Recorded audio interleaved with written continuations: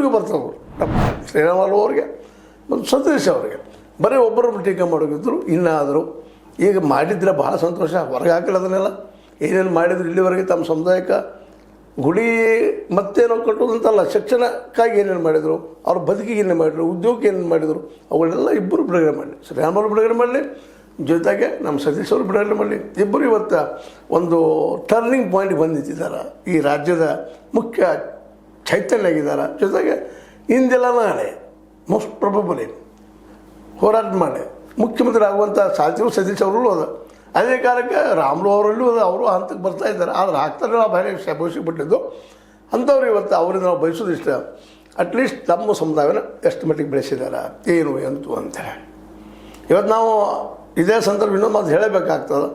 ಇದೇ ಸಂದರ್ಭದಲ್ಲಿ ನಾವು ಇವತ್ತು ಹಿಂದೂ ಪರವಾಗಿ ವಾದ ಮಾಡುವಂಥ ನಮ್ಮ ಜನ ನಾವು ಕೇಳೋದಷ್ಟು ಅವ್ರಿಗೆ ಮಾಡಿರಿ, ಮುಸಲ್ಮಾನ ಬಗ್ಗೆ ಟೀಕೆ ಮಾಡಿ ಸತತ ಮಾಡಿರಿ. ಅದು ನೀವು ಇಲ್ಲಿವರೆಗೆ ಎಷ್ಟು ಹಿಂದೂ ಮಕ್ಕಳಿಗೆ ಉದ್ಯೋಗ ಕೊಡಿಸಿದ್ರಿ, ಶಿಕ್ಷಣ ಕೊಡಿಸಿದ್ರಿ, ಎಷ್ಟು ಬೆಳೆಸಿದ್ರಿ, ಎಷ್ಟು MBBS ಮಾಡಿಸಿದ್ರಿ, ಎಷ್ಟು MS ಮಾಡಿಸಿದ್ರಿ, ಎಷ್ಟು MD ಮಾಡಿಸಿದ್ರಿ, ಎಷ್ಟು MTech ಮಾಡಿಸಿದ್ರಿ, ಅವೆಲ್ಲ ಬಿಡುಗಡೆ ಮಾಡಿರಿ.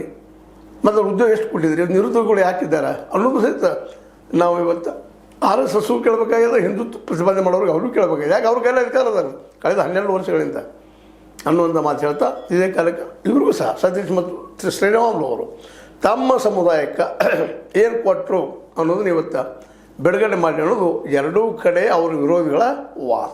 ಏನಂತೀರಿ ಇದಕ್ಕೆ ಅವ್ರ ಮಾತಲ್ಲಿ ಮುಂದಿಟ್ಟಿದ್ದೀನಿ. ಇನ್ನು ಉತ್ತರ ಕೊಡಬೇಕಾದವರು ಸತೀಶ್ ಅವರು ಮತ್ತು ಶ್ರೀರಾಮುಲು ಅವರು ಕೊಡ್ತಾರೆ ಅನ್ನೋಂಥ ವಿಶ್ವಾಸ ಈ ಮಾತನ್ನು ಮುಗಿಸ್ತಾ ಇದ್ದೀನಿ. ನಿಮ್ಗೆ ಲೈಕ್ ಆಗಿರ್ಬೋದು, ಲೈಕ್ ಮಾಡಿ ಶೇರ್ ಮಾಡಿ ಕಮೆಂಟ್ ಮಾಡಿರಿ. ಜೊತೆ ಸಬ್ಸ್ಕ್ರೈಬ್ ಆಗೋದನ್ನು ನಿಲ್ಲಿಸಬಾರ್ದು. H16 ನ್ಯೂಸ್ ಅರ್ಥ ಸತ್ಯ ಕೈಗಡೆ ವಂದನೆಗಳು.